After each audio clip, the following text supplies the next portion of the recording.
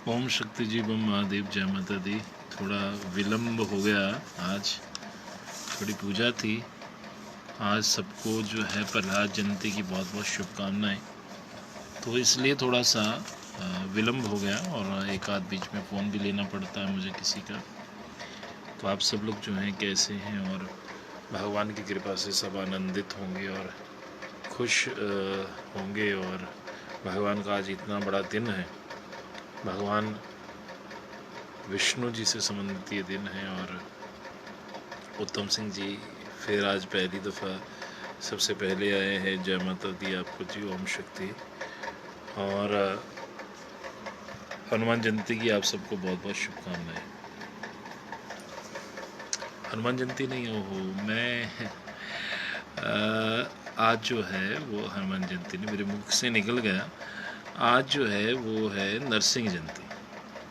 और नरसिंह भगवान की सुबह आपने पूजा उपासना वंदना आपने देखी होगी, मैं सुबह से कर रहा था और व्रत नहीं कर पाया क्योंकि मुझे डॉक्टरों ने मना कर रखा है। तो मन भी था लेकिन नहीं कर पाया। लेकिन यह है कि भगवान की पूजा अर्चना हम लोगों ने की। ओम शक्ति जी, ओम शक्ति। सबको लेट आने के लिए मैं क्षमा प्रार्थी हूँ। लेकिन यह है कि आज परशुराम जयंती थी, तो नरसिंह जयंती थी। तो आज जो है आप सब लोगों का जो है बहुत बहुत शुभकामनाएं हैं आप सबको। आज मुझे सब जयंतियाँ याद आ रही हैं। तो आज नरसिंह भगवान जो हैं वो अवतरित हुए थे इस धरा पे। राजू विजयपुरी आदि, जय माता की। और मुझे आपके भजन बहुत अच्छे लगते हैं बहुत। मैं जुदाई आपका इंतज़ार कर रहा हूँ, देवा बहुत अच्छा था जी। और चंडी माता कर पर्दे जोली, बहुत अच्छे भजन हैं आपके भी, दिल से गाने वाले, दिल से गाए हुए भजन हैं। तो आप सब लोगों को जी जय माता की जी, ओम शक्ति। राकेश कुमार जी। तो आज जो है वो है नरसिंह भगवान की जयंती। तो नरसिंह भगवान कौन है, आज मैंने आज यही चर्चा रखी है। और एक ऐसी चीज़ सुन के हैरान हो जाएंगे, क्योंकि नरसिंह भगवान का एक बहुत बड़ा मंदिर रामनगर में भी है। और मैंने वहाँ पे नरसिंह भगवान की कथा भी की है। और ये पिछले एक आध साल पहले की, दो साल पहले की बात है। बहुत बड़ा मंच था और बहुत मज़ा आया था, बहुत आनंद था। और बहुत के लोग, वहाँ के लोग मुझे याद भी कर रहे होंगे। तो आज ही का दिन था, आज ही की रात में हमने वहाँ पे सत्संग किया था, बहुत अच्छा था, बहुत ही बढ़िया। तो चलो, मुझे आज मौका मिला, मैं ये मौका जाने नहीं देना चाहता। मैं यहीं से ही नरसिंह भगवान की कथा आपको सुनाने जा रहा हूँ कि भगवान विष्णु जो हैं, यदा यदा ही धर्मस्य ग्लानिर्भवते भारते, जब जब धर्म की हानि होती है, भगवान श्री कृष्ण गीता में कहते हैं मैं अवतार लेता हूँ अधर्म पे धर्म की विजय करने के लिए। तो भगवान विष्णु के 10 अवतार हुए हैं अभी तक, और 10वां अवतार अभी होना है। 9 अवतार हो चुके हैं। तो पहला अवतार जो था वो था मत्स्य अवतार, मछली का अवतार, जिसमें वो कथा है कि वेद लेके जो है एक राक्षस जो है वो नीचे पानी में चला जाता, तो मछली बन के वेदों को फिर उनको बाहर लाया गया। तो फिर उसके बाद तक कुर्मा अवतार है, ठीक है जी, कछुए का अवतार जिसको कहते हैं। फिर उसके बाद वराह अवतार, और ये तीसरा अवतार है वराह। चौथा जो है नरसिंह अवतार, जो आज का अवतार है भगवान को, चौथा अवतार है। हमारी सारी कथा जो है वो तीसरी और चौथे अवतार में ही घूमती है, वराह अवतार और नरसिंह अवतार में। पांचवा फिर वामना अवतार हो गया। छठा जो है परशुराम अवतार हुए। सातवां राम जी का अवतार हुआ। आठवां कृष्णा अवतार हुआ। और 9वें अवतार की भी बात आपको सुना दूं कि 9वां अवतार भगवान बुद्ध को माना जाता। वो भगवान बुद्ध जिन्होंने वेदों का खंडन किया कि वेद मत पढ़ो, और जबकि उनके पहले अवतार जो हैं वेदों को ढूंढ के लाते हैं पानी के बीच में से मछली का अवतार लेके। और भगवान बुद्ध जो हैं, मैं आज शोध कर रहा था, तो भगवान बुद्ध का जो जन्म है वो क्षत्रिय कुल में हुआ है। जो लोग ऐसा ऐसा करते हैं वो पहले ढूंढें, क्षत्रिय कुल में था। और उन्होंने अपनी पत्नी और अपने बच्चे को त्यागा था सत्य की खोज में। और फिर वो जो है भगवान बुद्ध उनका नाम हो गया था फिर बाद में, जब उनको जो ज्ञान हो गया। और ऐसे ही फिर जो 10वां, मैं उसमें नहीं जाना चाहता क्योंकि मेरा आज फोकस कहीं और है। तो भगवान बुद्ध, कई लोग नॉर्थ इंडिया के अलावा जो है बाहर जाके वो उनको 9वां अवतार जो है बलराम जी को भी मानते हैं। बुद्ध जो भगवान है इनको बाद में कहते हैं, इसको इंट्रोड्यूस किया गया है, लेकिन जो है सो है। तो 10वां अवतार जो है कल्कि अवतार है, जो समस्त वैष्णवी शक्तियों को अपने साथ कलयुग के अंतिम चरण में जो है सब शक्तियों को अपने साथ ले जाएंगे और अधर्म पे पुनः धर्म की स्थापना कर देंगे। तो ये हमारे 10 महाअवतार हैं भगवान विष्णु के। अब मैं जो बताना चाहता हूँ, जो नरसिंह जयंती है वो आज चौथा अवतार है जी भगवान विष्णु जी का, 4th अवतार। तो कहानी शुरू होती है वराह अवतार से। वराह अवतार भगवान विष्णु जी ने वराह अवतार लेके हिरणाक्ष एक राक्षस थे जिसका वध किया था। और हिरणाक्ष और हिरण्यकश्यपु जो है ना, वो मैंने आपको पहले बताया कि कश्यप ऋषि की 2 पत्नियां थी जिनका नाम था दिति और अदिति। ठीक है जी। दिति से ही 2 राक्षस पैदा हुए थे, हिरणाक्ष और हिरण्यकश्यपु। और जो अदिति है वो उसके जो है 12 पुत्र हुए थे, जिनमें से बड़े पुत्र का नाम भगवान जो बड़े पुत्र का जो नाम है वो इंद्र है, यानी इंद्र और देवता एक तरफ, और वो अदिति के बच्चे हैं। और दिति के बच्चे जो है वह है हिरणाक्ष और हिरण्यकश्यपु। समझ रहे हैं आप लोग? हिरणाक्ष और हिरण्यकश्यपु किनके पुत्र हैं? दिति के। और अदिति के कौन है? अदिति के जो है इंद्र हैं, और उनके समेत 12 पुत्र हैं जी। और इनके पिता एक ही है, वो है कश्यप महात्मा कश्यप। ये कश्यप की ही धरती है महाराज। कश्मीर जो है कश्यप ऋषि जी की धरती है। बिल्कुल जी अजय जी, लॉकडाउन में और क्या कर सकते हैं। आप भंडारा लगवा रहे हैं और मैं ज्ञान की गंगा यहाँ से कि भाई किसी को कुछ समझ में आ जाए। चलो बहुत अच्छी बात है, आप भी देखते हैं, बहुत अच्छा लगता है मुझे। और मैं आपको आज मैंने आपके वहाँ पे जो है कुछ वो रिमार्क्स दिए हैं, पढ़िएगा। आप बहुत अच्छा काम कर रहे हैं और 43 दिन हो गए आपको भंडारा करते हुए गरीबों के लिए। तो सेवा से बढ़कर कोई भी बड़ी बात नहीं है। फेसबुक पे लिखना बोलना आसान होता है, सेवा करना सबसे आसान है, सबसे मुश्किल है। और धर्म पे चलना और ज़्यादा कठिन है। मुझे कल के बाद इतने लोगों के उल्टे सीधे मैसेज आए हैं, क्योंकि कई लोगों की जो है धोतियाँ हिल गई हैं मेरे ये कहने से कि भगवान मत बनिए, भक्त बनिए। और जो लोग भगवान बने हुए हैं वो मुझे बहुत गालियाँ दे रहे। चलो कोई बात नहीं, वो सब भगवान के बच्चे हैं और मैं उसको स्वीकार करता हूँ। मैंने जो किया है उसके लिए मुझे इनाम तो मिलना ही चाहिए। तो कोई बात नहीं, हम सच्चाई बोलते रहेंगे, किसी को अच्छा लगे बुरा लगे कोई बात नहीं। तो मैं जो बताना जा रहा हूँ कि दिति के जो 2 पुत्र थे, हिरण्यकश्यप और हिरण्याक्ष, और इनके पिता कौन है? कश्यप ऋषि जी। और अदिति के कौन पुत्र है? सबसे बड़ा पुत्र इंद्र, और 12 उनकी और औलादें थी। ठीक है जी। इंद्र बहुत तेजवान था। अब कहानी इंद्र और उनकी नहीं है, क्योंकि वो तो मैंने आपको पहले कथा समझा दी थी कि दिति के हिरण्याक्ष और हिरण्यकश्यप के 2 पुत्र थे। अदिति के जो थे 12 पुत्र थे, सबसे बड़ा इंद्र था। और दिति ने एक दफ़ा कहा कि मेरे भी ना आपकी तरह, इंद्र की तरह बहुत अच्छा पुत्र होना चाहिए, बहुत ही तेजवान होना चाहिए। तो कश्यप ऋषि जी ने उसको तथास्तु कर दिया। तो अदिति जी को जो है वो थोड़ा सा वो शोकन वाला काम हो गया। उसने कहा इंद्र तेरे से भी कोई खतरनाक चीज़ पैदा होने वाली, भाई तू एक काम कर, तू इनका गर्भ नष्ट कर दे। तो वो फिर मच्छर बन के जो है, मक्खी बन के जो है उनके गर्भ के अंदर चला गया, और अंदर उनके जो मांस का लोथड़ा उसके उन्होंने टुकड़े 7 टुकड़े किए, फिर ऐसे ऐसे करके 49 टुकड़े कर दिए। तो फिर जब वो बाहर निकला तो तब तक जो है जो दिति हैं उनको पता चल चुका था कि भाई मेरे साथ ये हो गया। तो उन्होंने भगवान कश्यप ऋषि जी के आगे रोना शुरू कर दिया कि भाई मेरे साथ तो ऐसा ऐसा किया, बताओ मेरा क्या कसूर था।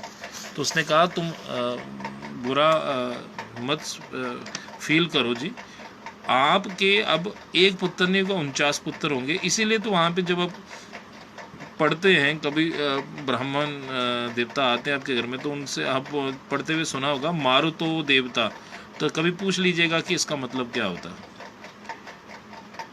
तो उस समय जो है कश्यप ऋषि ने गुस्से में आके अदिति, अपनी जो दूसरी पत्नी है, उसको शाप दिया था कि तूने अपनी बहन के साथ जो किया है वो मानवीय तरीके से भी ठीक नहीं है, धोखा दिया है तुमने। तो तुम जाओ, तुम पतित हो चुकी हो, मृत्युलोक में जाकर वहाँ इंसान का रूप धारण करो, और तुम्हारे पुत्र 7 होंगे, और जिस तरह तुमने 7 पुत्रों के इनके टुकड़े करवाए पुत्र, उसी तरह तुम्हारे पुत्र के 7 टुकड़े कराए जाएंगे, और 7 संतानों का दुख तुम अपनी आंखों के सामने देखोगी। इस प्रकार से वो जब उन्होंने शाप दे दिया तो कोशिश करूँगा जी जी बिल्कुल कोशिश करूँगा। तो वो जब कहा कि भाई तुम जो है तुम्हारे सामने भी 7 बच्चे जो है मारे जाएंगे, तो वो बड़ा पश्चाताप जब उसने चरण पकड़ लिया, तो उन्होंने कहा देख तेरी वजह से अब मुझे भी जो है तुम शक्ति हो मेरी, तो मैं तुम्हारा शक्ति हूँ, इसलिए अंश रूप में मैं वसुदेव बन के तुम्हारे साथ नीचे आऊँगा, अवतार लूँगा, और तुम्हारे 7 पुत्र जब नष्ट हो जाएंगे, लेकिन भगवान की उपासना करने से भगवान स्वयं पुत्र के रूप में तुम्हारे यहाँ अवतरित होंगे। और भागवत में आया है कि इस शाप के बदले में अदिति को देवकी का रूप लेके जन्म लेना पड़ा था। तो ये कहानी थी जी उसके साथ। और इसी के साथ जुड़ती हुई कहानी है कि हिरण्यकश्यपु और हिरण्याक्ष जो है, उनकी माँ जो दिति है, जिसकी वजह से जो है अदिति को जो है देवकी और कश्यप ऋषि जी को जो है अवतार लेना पड़ा था, उनके साथ में अंश अवतार लेना पड़ा था, अंश रूप में वसुदेव बने थे वो। तो लेकिन अदिति के बारे जब दिति के भगवान विष्णु ने जब उनका वध किया हिरण्याक्ष का, तो उस वक़्त जो है उन्होंने जो है वरा अवतार लिया था। वरा अवतार में हिरण्याक्ष का जब वध किया तो हिरण्यकश्यप को बहुत ज़्यादा तकलीफ़ हुई, क्योंकि भाई का वध किया था। तो वो इतने गुस्से में हो गए कि उन्होंने जो है मंदारचल पर्वत में 10,000 वर्ष तपस्या की ब्रह्मा जी की, और ब्रह्मा जी से वरदान प्राप्त किया। और मंदारचल पर्वत पे जब 10,000 वर्ष उसने जो है तपस्या की, और जब उनकी तपस्या समाप्त हुई तो ब्रह्मा जी से उन्होंने वरदान मांगा कि मैं जो हूँ मुझे अमर कर दो जी। तो ब्रह्मा जी जानते थे ये आसुरी प्रवृत्ति के, उन्होंने कहा जी अमर तो मैं किसी को नहीं कर सकता, जो आया उसने जाना है। तो फिर उन्होंने भी चालाकी की, उन्होंने कहा जी मुझे जो है ना वरदान चाहिए आपसे कि आप ना मुझे ऐसा वरदान करो कि ना दिन में मैं मरूं और ना मैं रात में मरूं, ना घर पे मरूं मैं, ना बाहर मरूं, ना आकाश में मरूं ना पाताल में मरूं, ना अस्त्र से मरूं ना शस्त्र से मरूं, ना जल से मरूं, ना जल में मरूं ना थल में मरूं। तो जब इस तरह का वरदान ले लिया तो ब्रह्मा जी ने सोचा कि इसने मेरी इतने वर्ष तो तपस्या की है, तो उन्होंने तथास्तु कर दिया। अब क्या हुआ कि फिर वो मंदारचल पर्वत से उतर गए नीचे, और मंदारचल पर्वत से उतर के ध्यान से सोचने वाली बातें बहुत शोध करके मैं लाया हूँ। मंदारचल पर्वत से वो उतर के जो हिरण्यकश्यपु जो थे वो पाकिस्तान की मुल्तान में चले गए। मुल्तान उनकी राजधानी थी। तो अब आप समझ सकते हैं कि अब कनेक्शन आप जोड़ लीजिए कि आज जो है राक्षसी प्रवृत्ति कहाँ फैल रही है, किसकी वजह से फैल रही है। तो पाकिस्तान का जो मुल्तान शहर था वो उनकी राजधानी था, किनका, हिरण्यकश्यपु का। तो ये धरा कोई वो नहीं है, भगवान ने यहाँ पे अवतार लिए हैं प्रभु। ठीक है जी, अब आप शोध करिए। मैंने तो आग लगानी थी लगा दी, आपको सुनाना था सुना दिया। आप ढूंढिए कहाँ से हम लाए हैं, लेकिन शास्त्र सम्मत आप ढूंढिएगा, आपको ज़रूर मिल जाएगा, शोध करने पे मिल जाएगा। अच्छा जी, फिर उसके बाद क्या हुआ कि 10,000 वर्ष की तपस्या ब्रह्मा जी से वरदान ले लिया। लेकिन उस वक्त के जो राक्षस थे उनमें एक अच्छाई थी कि वो जानते थे किन से वरदान लेना। आजकल तो ये है कि आज तो सब स्वयं ही ब्रह्मा जी बने हुए हैं सब। चलो कोई बात नहीं, हम तो कुछ और बता रहे हैं आपको। तो फिर क्या हुआ कि जब मंदारचल पर्वत पे हिरण्यकश्यपु चले गए तपस्या करने के लिए, तो इंद्र ने जो है धोखे से उनकी जो पत्नी है उनका अपहरण करना चाहा। तो नारद मुनि जी बीच में आ गए, और कदारनु कुछ नाम था उनकी पत्नी का, मैं शायद थोड़ा बहुत गलत बोल सकता हूँ, भूल भी जाता हूँ थोड़ा सा, उम्र भी हो रही है मेरी भी। तो उन्होंने, तब वो गर्भवती थी, तो जब वो चिल्लाने लगी उन्होंने कहा कि देखो मेरे बच्चे का और मेरा क्या कसूर है। तो फिर इंद्र को देव ऋषि नारद ने समझाया कि ये पतिव्रता स्त्री है प्रभु, आपका ये बनता नहीं है कि आप इस स्त्री को आप कहते नहीं, मैंने इसको ना एज ए वो रखना है जी, स्लेव की तरह रखना है, उसको बंदी बना के रखना है, जब उसका पति आएगा तो मैं उसके खिलाफ यूज़ करूँगा। तो उन्होंने कहा नहीं, गलत बात है, एक तो पतिव्रता स्त्री ऊपर से गर्भवती है। तो फिर नारद मुनि जी उनको ले आए और नारद मुनि जी ने कहा मेरे आश्रम में आप रहो। और नारद मुनि जी ने जब उनको अपने आश्रम में रखा और तो उन्होंने जो है उनको मोटिवेट कर लिया, जो उनकी पत्नी थी कदारनु को, उन्होंने कहा अगर आपको अपने पुत्र तेजवान चाहिए तो भगवान विष्णु की पूजा करिए। और विष्णु भगवान की कथाएं सुनाने लगे। तो वो कहते हैं गर्भ के अंदर जो बच्चा होता है वो सुन रहा होता है, तो वो गर्भ के अंदर सुन रहे थे, तो भगवान विष्णु के प्रति उनकी प्रीति बढ़ गई और उनकी माता ने व्रत, ज़मीन पे सोना और सब तरह का त्याग किया था। तो उनके घर में भक्त प्रहलाद पैदा हुए। और भक्त प्रहलाद किनके पुत्र हैं? हिरण्यकश्यपु के। और हिरण्यकश्यपु जब आए तो वो जब आए उन्होंने बड़ा आतंक मचाया, क्योंकि वो तो अब अमर अजर हो चुके थे इनडायरेक्टली। तो वो सोचने लगे कि भाई अब तो मेरे को कोई नहीं मार सकता। उसने बहुत आतंक मचाना शुरू किया। तो प्रहलाद उनके घर में जो थे विष्णु जी के भक्त बने हुए थे। और विष्णु भगवान जब इंद्र से देवऋषि नारद को कदारनु को छोड़ाने के लिए कहने लगे हिरण्यकश्यप की पत्नी को, उन्होंने कहा भाई इसके बेटे का वध मत करो, ये जो उनके घर में पल रहा है ये भक्त है और यही बनेगा, ये भक्त जो है विष्णु भगवान का बहुत बड़ा भक्त बनेगा। तो फिर इंद्र भगवान को उसको छोड़ना पड़ा था। तो इस प्रकार से जो है इंद्र ने जो है वो है, दोनों भाई हैं आपस में, हिरण्यकश्यप, हिरण्याक्ष, इंद्र। तो ये सब एक ही पिता की संतान है, वो कश्यप ऋषि की संतान है। बहुत लोगों को ये पता नहीं है। और मैंने ये भी बताया कि अदिति की संतान है हिरण्याक्ष और हिरण्यकश्यप, और अदिति जो है दोनों सगी बहनें। जो अदिति हैं वही फिर बाद में जो है देवकी बनी। और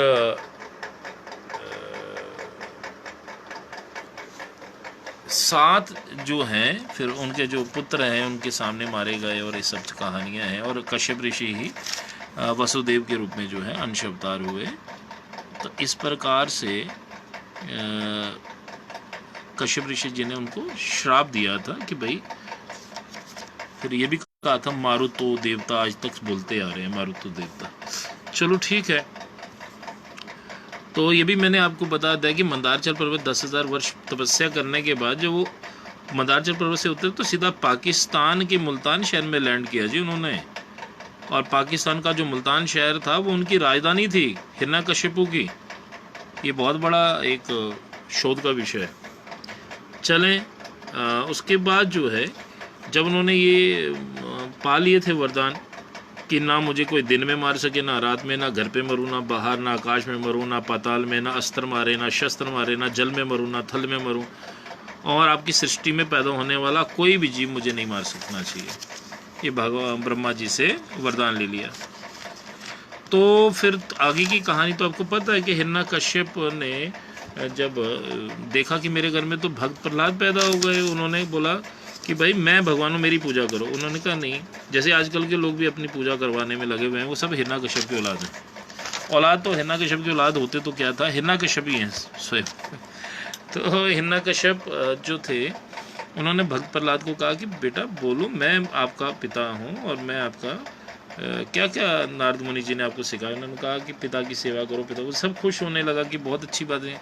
लेकिन आखिर में उसने कहा कि भगवान जो है, भगवान विष्णु, सब उससे बड़ा कोई नहीं है। तो वो इससे बहुत ज़्यादा आहत हुए और उन्होंने अपने बेटे को, भक्त को, साथ देखो क्या क्या होता है, अपना बाप अपने बेटे को जो है उन्होंने खाई में गिरा दिया। तो खाई में वो गिरे ऐसे जैसे फूल की तरह। फिर देखा वो जिंदा है तो उन्होंने तेल के कड़ाहों में डाल दिया उसको, फिर वो बच गए। फिर उनके ऊपर जो है अस्त्र शस्त्र चलाए, वो फिर भी बच गए।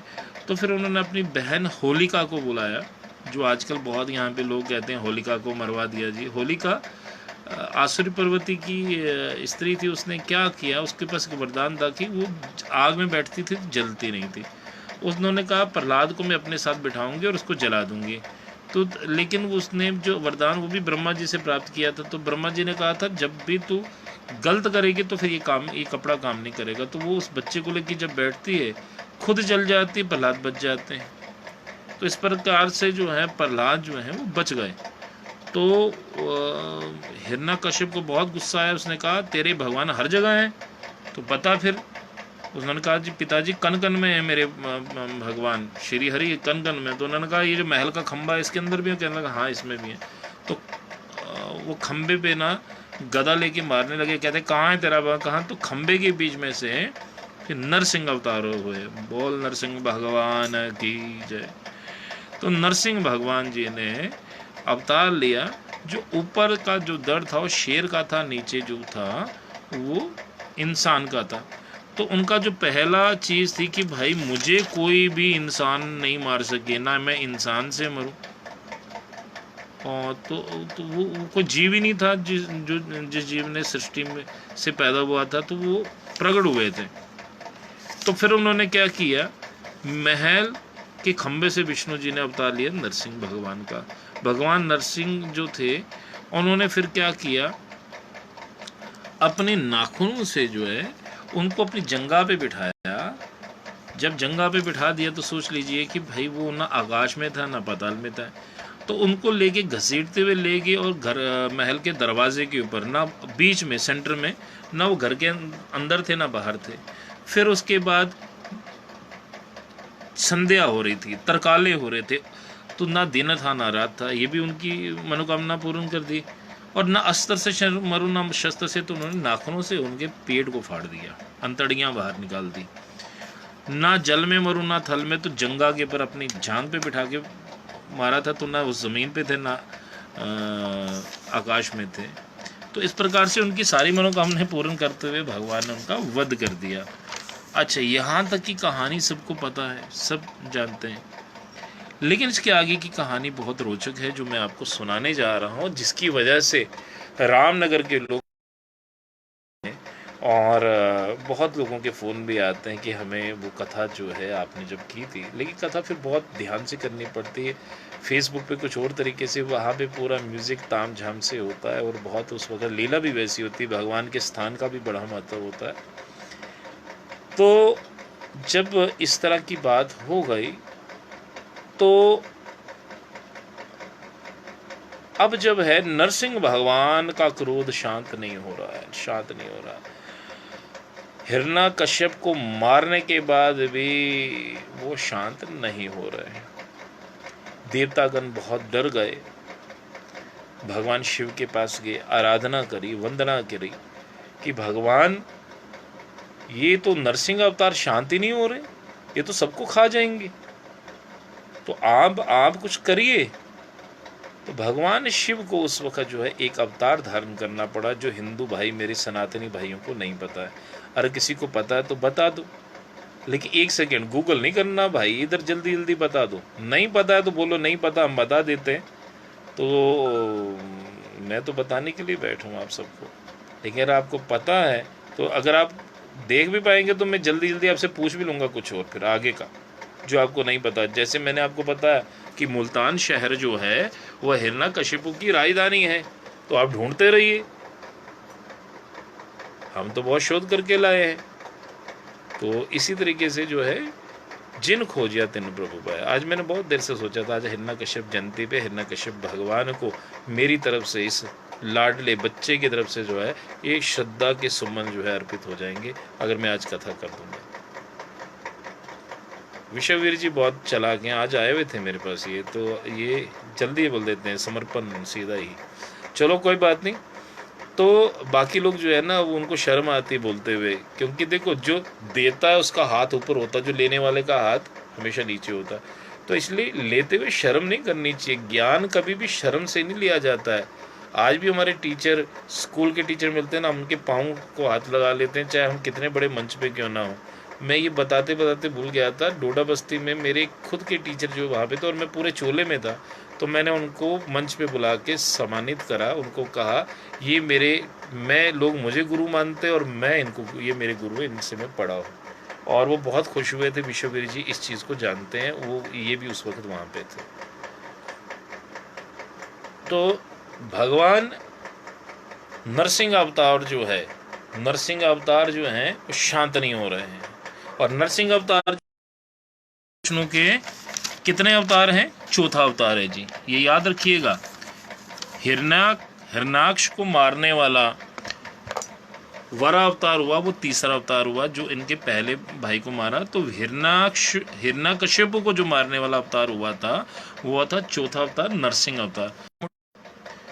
तो भगवान शिव ने उनको जो है रोकने के लिए अपना वीरभद्र को भेजा। पहले वीरभद्र जी जब गए तो वीरभद्र से भी नहीं रुके। जब वीरभद्र से भी नहीं उतरे तो भगवान को फिर कई लोग कहते हैं 13वां अवतार, भगवान का 13वां अवतार है, कई जगह पे 16वां अवतार लिखा है। तो 13वें अवतार को ही लेके चलते हैं कि भगवान शिव का फिर 13वां अवतार हुआ, जिसको कहते हैं शरभ अवतार। याद कर लीजिए, शरभ अवतार, जो आधा इंसान का रूप था, आधा चील का रूप था, आधा शेर का रूप था। इंसान, चील और शेर, ये 3 रूप मिलाकर शरभ अवतार हुआ है, जिसको सर्वेश्वर अवतार भी कहते हैं। भगवान सर्वेश्वर भगवान की जय हो, सनातन धर्म की जय हो, जय हो, जय हो। तो सर्वेश्वर भगवान ने, भगवान शिव ने सर्वेश्वर भगवान का रूप धारण करा, और चील की तरह उसका मुंह था। आधा हिस्सा शेर का था, आधा हिस्सा चील का, आधा इंसान का। वो जाकर नरसिंह भगवान को ऊपर चोंच में पकड़ के उसको हिला दिया, क्योंकि वो कैरेक्टर में थे इस वक्त ना, विष्णु भगवान कैरेक्टर में थे भाई। अब कई लोग हंसेंगे, लेकिन आपको ऐसी भाषा समझ में आती है ना कि जैसे एक कोई अभिनय करता है तो वो कैरेक्टर के अंदर